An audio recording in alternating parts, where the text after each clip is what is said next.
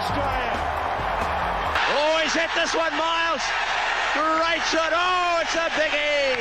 Straight over the top. Kohli drives through the covers. It's into the fence like a tracer bullet. Good evening, everyone. Welcome to yet another cricket podcast with me, Gopal, Shayantan, and Debankur. I know everybody is sober because of India lost to South Africa today, but it was a good match. I thought it was a decent match. We started off poorly, losing 5 wickets with no runs, and I thought Sky played a blinder of an innings. We were in the game in chasing as well. But then I thought Miller and Markram had taken the game away from us, and then they actually ended up winning by 5 wickets. So I'll actually straight go to Debankur and first to Debankur. Debankur, on the team selections today, because I was actually a bit surprised with the team selection today. What is your opinion on the team today? Yeah, I mean, we were thinking of the same team possibly. I don't know why Huda got selected. I mean, of course, he did not play. In hindsight, he could always ask these questions. But if you notice, with the way we batted, maybe having another extra batsman was handy. Maybe Deepak Huda did not play that well.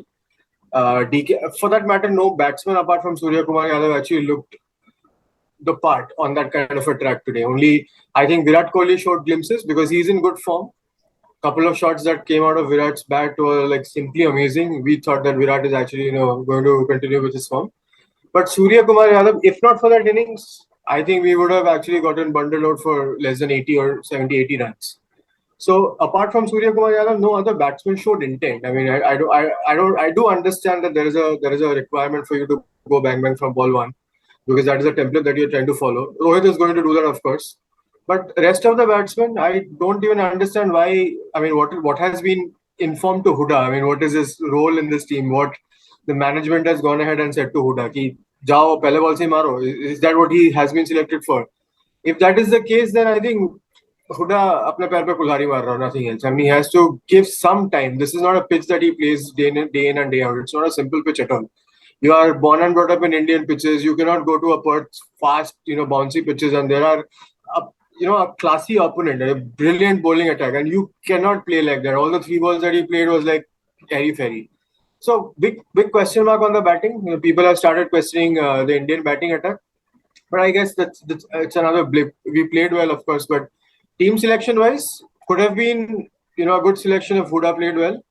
But then again, I think we are lacking well behind in our spin department. Our pacers can still match up to the other pacers, but our spin department is, I mean, it looks hollow as of now. No spinner to actually name that who can come ahead and give you a 4 overs of quality of spin. I'll actually move to Shayantan and probably put forward my question. Shayantan, was it? I mean, we all know Perth is an as bouncy track. I mean, it's the bounciest, fastest track in the world. Was that exceptional bowling by South African pacers, or was it poor batting or poor sense of application from our batsmen as well?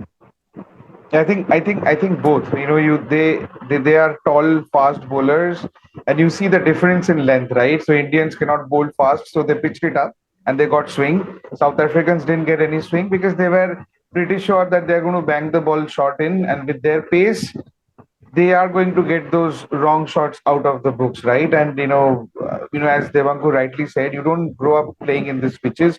It's that much of extra bounce. Okay, had it been a couple of inches less, a lot of balls would have been middle, right? The one that Rohit got out, or the one that Virat top edged, or even for that matter, even the one that Huda got out, right? So if had it been a couple of inches down, it would have been probably hit the middle of the bat. So I think it's a combination of both. They exploited the pitches very well, and at the same time, we should have understood that not everyone can play at Sky's pace. So someone should have stayed there and consolidated, right? Just a bit of consolidation where DK didn't even contribute it, but there was that partnership going, and we went to around the 130 plus, right? Another couple of batsmen, a little more of application, because you virtually didn't get any runs in the last couple of overs. You could have got to 155, and that would have been a different match. However, I feel, and I'm not to take it any otherwise or create any controversy, but India the Indian team was not playing as if their lives are on the line, or it's a big knockout match. I think they still wanted to do a bit of experiment, and I'll just quickly take a punt on the first question that was asked. Probably they made the right team selection because they thought that they'll anyways, this is not a pitch to bowl 8 overs of spin, right? Something that we said in the first match against Pakistan. And then going by form, they thought that okay, if we had to pick only one spinner, that would have been Ashwin. Okay, so that's why probably the team was okay. And what happens is when you know whatever team is picked that doesn't respond well, if had Huda got another 20 runs or 25 runs, or we would have won the match, we'd have not even talking about the team selection. But a lot of things actually went against the Indian team, do right from the luck and all. And that's where I'm actually surprised and glad that we took it to the last couple of balls, because I think in the middle stages, me and Devangu were discussing that I'm worried that if this match gets over at the 15th over or 16th over, had India scored only 100, we would have been dented on the net run rate. Okay.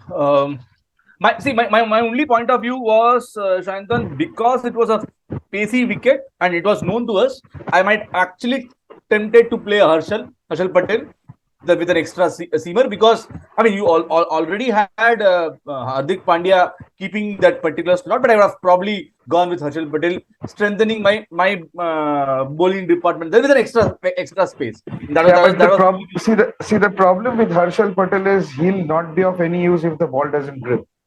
In this pitch, this pitch was not fast and bouncy because of grass. There was no grass. It's a hard pitch. And it is actually true bounce, which means if you are settled as a batsman, you will start playing good shots. And the other problem is the huge ground size that it is, right? So Harshal Patel at 110, 15, 20 kilometers would have come nicely onto the bat, and that would have been the thought, right? So he's not the ideal bowler for pitch where if the ball doesn't grip. And if it doesn't grip, he would have been clobbered for runs, to be honest. The only, at hindsight, you might have felt that, probably you could have played Aksar instead of Ashwin, because he probably bowls a tighter line, a lot flatter, and could have been a better bat as well. Devankur, 134. We were discussing in the WhatsApp group. 134 was okay-ish target. It was not a match-winning target, but still a fighting target. 25 or 20 odd for 3. We do start well with our new ball bowling attack, and then what happens? And there's a huge partnership that comes in. Bit of your thoughts on that partnership. Yeah, I mean they played brilliantly. Right? I mean they were not able to get the ball off the bat pretty quickly. Markram, like Sky, was playing the innings of his life for South Africa. The rest of the others were actually, caught founding. I mean, Bavuma is super out of form. I mean, he's a walking wicket. So we actually were discussing to actually keep him on the wicket, not take his wicket. Yeah, exactly. Yeah, we should have continued playing for. Yeah, he should have continued to bat for some more overs, and then we'd have actually allowed Miller to come a bit late. Yeah, piled on pressure on themselves. Miller has been in a different, form altogether. I mean, he has become so mature. I think he's the next logical captain for South Africa with the way he's handling the bowlers. He's on field also. More so than Bavuma, it is Miller and Markram who takes decisions, if you've seen, along with Deacon. So somehow for this, racially inspired kind of team selection that South Africa has to do, Bavuma is getting an opportunity, an extended run. He himself understands that. Good if he drops himself and they get a much more deserving player in this place, but that won't happen. So that's a chink in their armor. But saying the same, Aiden Markram was playing on a different pitch altogether. He was playing it brilliantly. 130, as you correctly pointed out, I would say was a very fighting total. We again, lost Surya at a very bad time because he was looking brilliant. Karthik, for that matter, could have played it much more deeper. That is not the way he plays, and that too, to a lefty pacer who's taking the ball out on a bouncy track, is trying to hit across the line. He could have thought his innings out better. So, batting wise, India faltered. All the batsmen except for Sky were at fault, so you cannot blame them. Bowling, we did do brilliantly. We stopped them for 40 runs. They started hitting because it was known that they are going to hit. They are not here to build on, and they are hitters. Markram is known to hit. Miller is known to hit. I think another thing that happened was Virat's catch. That simple catch that Virat dropped. could have been a game changer. We do not know. I mean, they still needed around 70 runs of 47 balls or something of that sort. But that draw would actually, kind of tilted the balance into their side. Momentum. And the fielding was horrible. I mean, missed run out chances. You're giving those twos one extra run on throws, wherein you can't do that when you're batting, right? There is an opportunity for you to take a double on the throw. You say one run on the bounce. They were constantly doing that. So Markram and Miller, they paced their innings brilliantly well. They understood, that the venom is out and when to hit the bowlers. They went after Hardik when it was required. They went after Ashwin. Ashwin giving out 44 runs of 4 overs. It very well tells you like how much prepared our bowling side is for these kind of trends.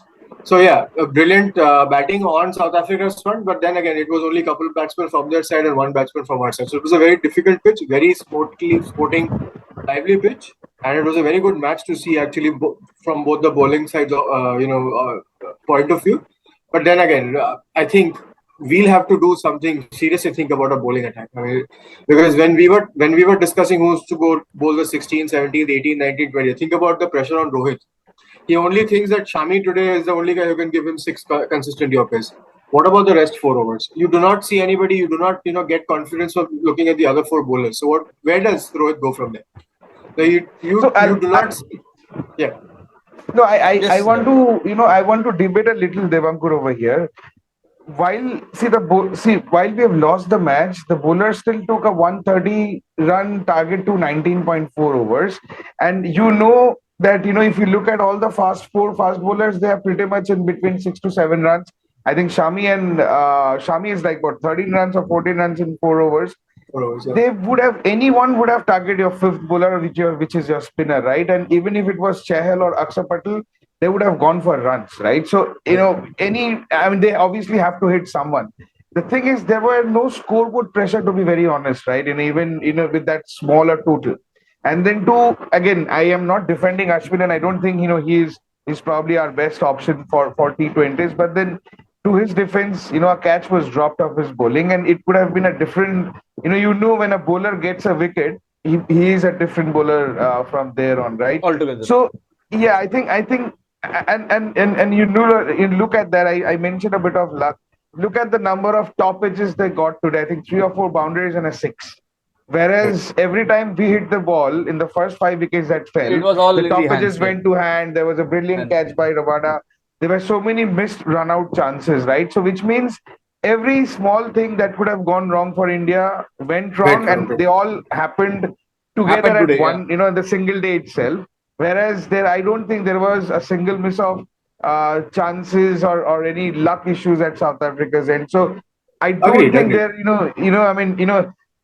we were, and I keep saying that we probably fought and brought the match till almost the last couple of balls. So I think you look at, I think other than Shadab Khan, I don't think any other spinners are doing a lot of damage, and probably even Shadab is, because his length is so different. He doesn't flight, he doesn't turn the ball a lot, but he bowls flat.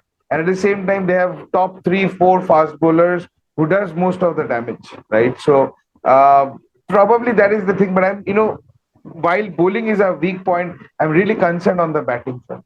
And a funny fact to you guys, we were talking about Temba Babuma, and I was just looking through his numbers, okay, before today's match, okay, because obviously his numbers got spoiled. Before today's match, his average was 25 at 118 or 119 strike rate. And guess what Rishabh Pant's numbers are? Rishabh Pant played double the match, okay? Rishabh averages 27, okay? Rishabh averages 24. So Bahuma was at a 25. And his strike rate is 127 versus 118 and 19. That's not a huge difference, right? But it's such a big difference that he brings into the perception. So I'm worried on the team, and I'm so worried because I know this team management is not fond of making changes, which means you'll probably continue to see KL batting and probably continue to see DK batting as well. I'll put the next question, Shayantan and Debankur. But before that, I have a very, very important fact that I've seen. The last time India have lost to South Africa in a World Cup was in 2011. And then we won. Yeah, it was in 2011. in the World Cup match, India lost to South Africa, and India ended up winning the tournament. World Cup. So let's keep And the that- fingers crossed on this piece. And that too with And, two balls to left. Two balls left. Yeah. That was And also I mean, those 19.4. are that was also 19.4. So the other fact is every time India defeats Netherlands in the league matches, they win the World Cup. They defeated them in. And Ireland beats England. Yeah. And Ireland beats England. So all signals that we should be absolutely not worried. I see if there is no rain, India is playing the semi-finals. My only concern is India probably will not top the good group, which means we'll play the Kiwis in the semis. Because they will top the group in their group. That is my next question, Debankur and Shayantan is. So what does the groups look like? What is any predictions from your guys? If you really want to, and then maybe I'll just end because I've been talking a lot. I'll just end with the prediction. If you ask me, I see South Africa. I mean, whoever would have won this match would have topped the group. Now South Africa is won, so I see South Africa and India from this group, and I see New Zealand and England from the other group. I'll tell you why. Because I feel both England and Australia are going to be pretty much ending on the same score, but England will be ahead. Because Australia is dented on their net run rate, which means India will face England and South Africa will face New Zealand. England will face India will face New Zealand. India will face New Zealand. One versus I'm two. sorry. India will face New Zealand and South Africa will face England. And I am hoping for an India-South Africa final where a revenge will be taken. Bangur, any thoughts on us? See, I mean, I'm a little worried right now because there are two matches to be played for all the teams right now, and if for God forbid we slip against either of the two other teams that we're going to play, either Zimbabwe or Bangladesh, if we slip against them, I mean, God forbid, but if we slip against them, then we'll have to depend on the result of the other matches and the net run rate, which somehow we are a little higher than Pakistan for now. So there is a possibility if all the matches happen and rain interruption is zero, there could be a possibility where Pakistan and India could end at number 6 points. And then again it comes to net run rate, considering the other matches are going in favor of South Africa and Bangladesh wins one and all that jazz and everything. So it could be a coin toss between India and Pakistan who goes into semi-finals. Pakistan has to play South Africa. Pakistan, I think they have a match left against Bangladesh, if I'm not wrong. Yes. Yeah. So Bangladesh could be a tricky match for them because Bangladesh also would try to go out all out. The next match for this group is India-Bangladesh, so that will decide as to what will be Bangladesh's attitude towards Pakistan. But then again, Pakistan and South Africa in a Sydney is again tilted towards Pakistan. This is what we discussed. I think it will be played in Sydney. So I'm a little worried. On paper, Zimbabwe and Bangladesh look to be easy sides, but you've seen it's a World Cup of so many surprises. So anybody bringing up a surprise could be actually denting our chances going to semi-finals. For the other group, it's the same thing. I mean, it is just on the net run rate thing that again New Zealand and England will go through. But to say the same, if Sri Lanka goes on to win a couple of the last matches, Sri Lanka also has a chance to go ahead into the semi-finals. Considering that who all are they playing? Sri Lanka? Are they playing England? They are playing England in one of the matches. Yes, they have a game against England, and Sri Lanka has a game against these guys. Probably one of the minnows. Ireland. Yeah, Sri Lanka, Ireland is so an open group, so to say. This game today, our match, losing the match, actually it opened up.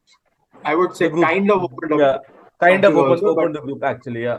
Yeah. So I'm a little worried. Maybe on the 1st of November, once all the match, 2nd of November, when our this match against Bangladesh is over, I'll be better equipped to say. Sri Lanka has a match left against Afghanistan. Okay. Afghanistan. And that's on Tuesday. And then England plays New Zealand. So if England loses that match, that means Australia. No. I mean, if England loses, Australia is very much in them, right? Yeah. But then if obviously England wins, then it's a bit of a problem. And then you have Australia has Ireland, right? Ireland is tomorrow. Yes. Ireland is tomorrow, and then New Zealand and England is on Tuesday, I guess. That's a Correct. good match. Correct. That's a Yep. important match. Okay, just a quick recap, Shantan, on the last 1 week matches, and probably I'll just touch upon the upsets that had happened. Uh, the first thing that comes to my mind is Zimbabwe beating that Pakistan in that thriller. I mean today also, I thought Zimbabwe could have a chance of beating Bangladesh. I mean, they had a last ball no ball. They had to score about 3 runs in the last ball, and they couldn't score the 3 runs. So I think that Zimbabwe, on paper, they're actually not a very good, not a very strong side, but actually they're proving everyone wrong that they are a very, very good side in a T20 match. See, and that's because the surfaces that they're playing, because they're a good bowling unit. They have tall, Correct. long, fast bowlers who are not express, but they will get those bounce out of you. They can bounce you out as well. They'll hit you hard on the top of the bat, which means it's difficult to even hit over the circles on over mid off and mid on, right? That Nawaz face. They are a side which I'm happy to say that they are on the rise, because in the last few months they've defeated Australia in Australia as well in one of the one days. They nearly beat India, right? And there is a lot of performances that's coming out of the likes of Irvine, Sikandar Raza. There is this guy Burl at the end, and then there are two Williams. fast bowlers, Musurbani and Nagarwa, right? So I think it's a good unit. They just need a bit of better infrastructure and other teams playing them, right? And then probably they will be a better side. They don't have a lot of key players coming in playing a lot of World Cup leagues as well. I mean, the T20 leagues. But I think when these days we talk so much about cricket, and all of our talks are only circled around T20. If you see, not a single team is great in T20s these days. That's the format of the game, right? The real test is one days and That's true. moving to the men's game, to be honest. But otherwise, who's doing brilliantly in T20s these days? You imagine 90 runs defeat by Australia in their own backyard, that too against New Zealand.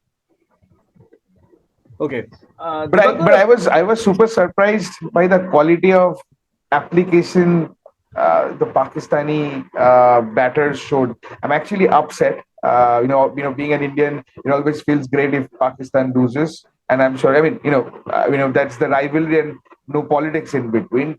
But I was so surprised because eventually, at the end of the day, if you don't have Pakistan in the competition, it's not fun.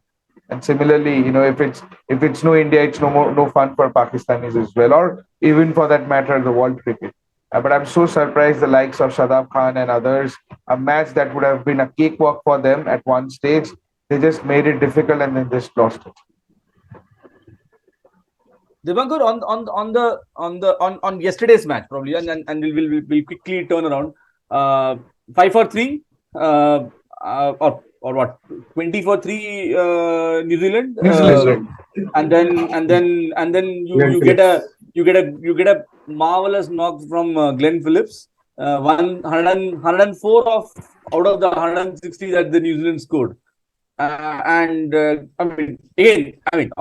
there was a drop by Nisanka when he was on 20-25s. But then, Your internet knock, in that particular circumstances is just brilliant.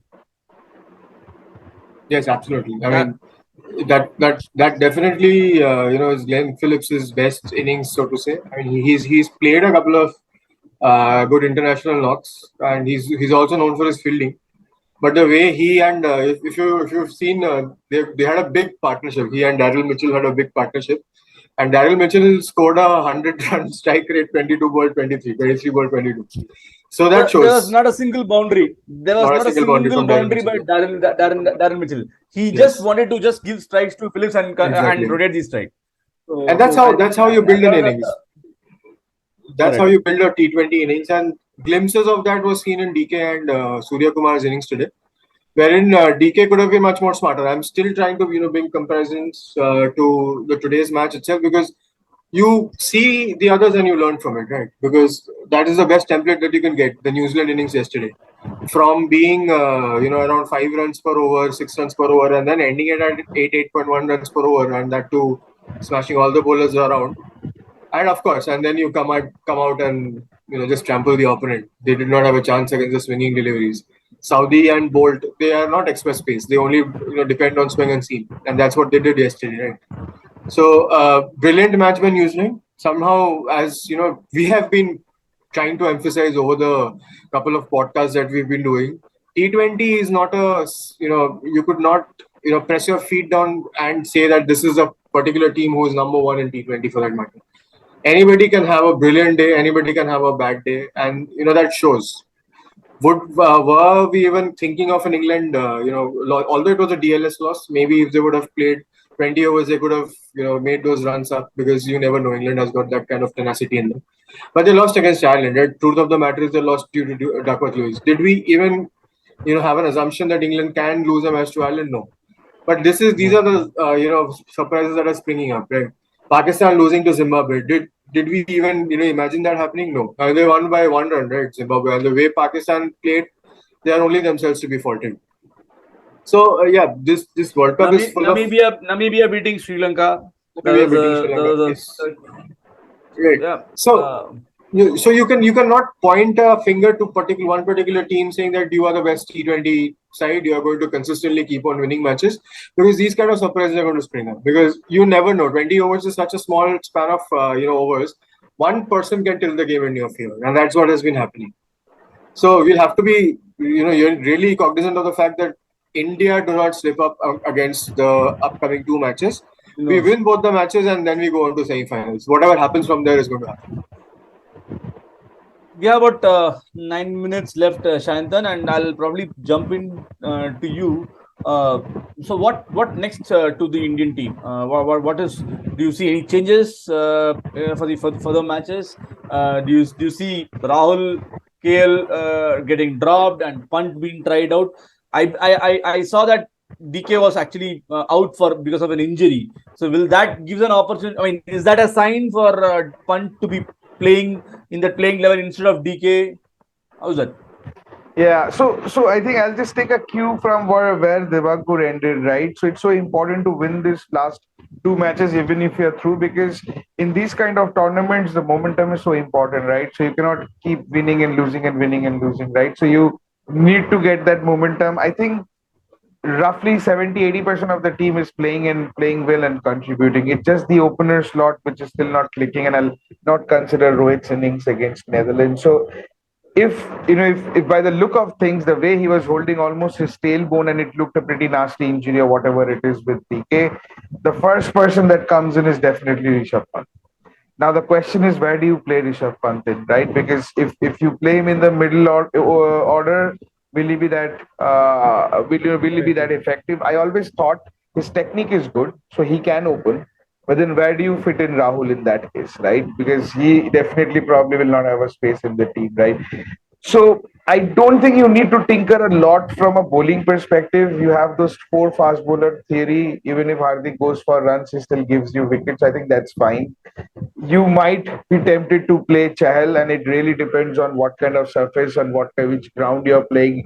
The dimension. I think the next match is Adelaide, where I think the square boundaries are probably small, but the long boundaries are really huge. So really depends upon where you play. Where the long, the straight and the mid wicket is huge, you'll probably play a spinner, and a fast bowler will only play when you have larger square boundaries. So from a bowling front, I don't see a lot of changes. If at all DK is injured, then Pant comes in and he fits straight away in the middle order. So probably the batting order, comes where up till number 5, you pretty much have the same, and then you have a Pant and an Akshar or a Pant, or I think probably Akshar will come in as well in place of Huda. But if you really feel that it's that extra batting that you need. Like I can almost guarantee you that against New Zealand, you'll always want to play an extra batter, because you always lose close matches because you don't have enough batters, because your initial top order is cleaned up by the swing of the Bolts and the Saudis and these all folks. So very difficult to honestly say, because I think this team management has been so unpredictable in their strategies, in their choice of teams, and also it's very difficult to say. But had I been given an opportunity, I would have made this couple of changes. Probably, I mean, I agree with you. I don't think we should tinker too much of on the bowling lineup. But given DK's injury, you bring in Punt, ask Punt to open, and maybe probably drop KL and bring in Huda, and that gives you that additional flexibility of your bowling as well. But onto this, and I was discussing this in my But can I another. just maybe Gopal, sorry, and maybe I actually wanted to ask a question over here. Last year when we were playing the World Cup, after the first couple of matches, we thought, of course, we lost both the matches and we were almost out. This time the scenario is different. We're pretty much through as well. But last time we almost, after a couple of matches, thought that our entire 15 or 16 member squad was different and we missed this person and we missed that person. It's been, let's say, halfway through the tournament, maybe to you, to go, Devankur. Do you think we are missing any of our players who are not in the initial squad of 15? Bumrah definitely. I'll Yeah, I mean, definitely. we'll not consider Bumrah because he would have been definitely picked had he been not injured. But the likes of people who are fit but not kept in the squad. I won't. I mean, I was actually going to ask. I mean, put the same question to you and Debankur as well. See, if you look at the history of the Indian matches or the Indian cricket for the last few years, that say 2005, 2006 to say about 2017, 18, we always have the players who were actually giving us some overs with bowling, and they were extremely good at batting. I'll only name one person or rather two people here. Yuvraj Singh and Suresh Raina. Absolutely. No doubt about it. I mean, you miss those two crucial. And you know even Rohit Sharma used to bowl during that time, even if it is just 1 over or 2 overs. Correct. But Yuvraj Singh and Suresh Raina used to bring that extra dimension. I mean, you need a partnership breaker, you get them. And they were but you know what happens with these bowlers is, it's also the captain who always used to get the best out of this, and then you will, as a captain, always have your way, your thinking of how you want to approach a game. Dhoni always used to bring the best out of the likes of these Rainas and Yuvraj Singhs. You just take the highlight watch of that India Bangladesh match, how he got Raina out and got Shakib caught in the slip. You look at the Pakistan-India match in the 2011 World Cup, how he got Yuvraj in and got the LBWs done in and all, right? So, yeah. So Yusuf Pathan also for that matter. But to answer your question, Shantar, for the current players, I think Bishnoi. I would still say he's one guy who could have been looked at. Could have been looked at, Correct. I think we have to invest you would have moved from an off spinner who doesn't spins the ball to a leg spinner who doesn't spin the ball. Who doesn't spin the ball? but has a high probability of taking wickets. But because he bowls on the stumps. Correct. And his pace would have probably suited the pitch as well. Maybe Ashwin is a bit slow. That is why people are able to. No, I don't. The problem with Ashwin is he's predictable. He is so predictable these days. That's the problem. And his length also. His length. Because he goes for a lot of varieties and all, and obviously he doesn't get spin because he doesn't tries to spin. But almost you are, as a batter, ready to play someone as a lefty that the ball is going to come into you. So he's predictable. Right. So great episode today on just another cricket podcast. The World Cup T20 World Cup has actually opened up with today's India's loss to South Africa. Both the groups. It just closed for Pakistan. Next tour. Correct. It just closed for Pakistan, and India probably want to lose it out so that Pakistan doesn't get that extra bit of comfort to get into the top 4. While they always give signs of them trying to lose this match, I'm sure at that level no one wants to lose matches and all. But for sure they were not playing out of their skin. Yeah, they are not. I mean, they were not desperate even to desperate to win a match. That was clear. That was clear. The fact But that at 110 runs, 8 wickets, Kohli was laughing in the dugout says so. correct. And see, given this loss, I think the group was again completely open with I think exciting matches coming our way in the next couple of days, which will actually tell in more or less who are going to be the top two people from the group. So signing off from this episode, do like us, share your feedback, and give your comments in the comment section. This is Gopal, Debankura, and Shayantan signing off. Bye bye. Thank you. Take care. Good night. Bye, everyone.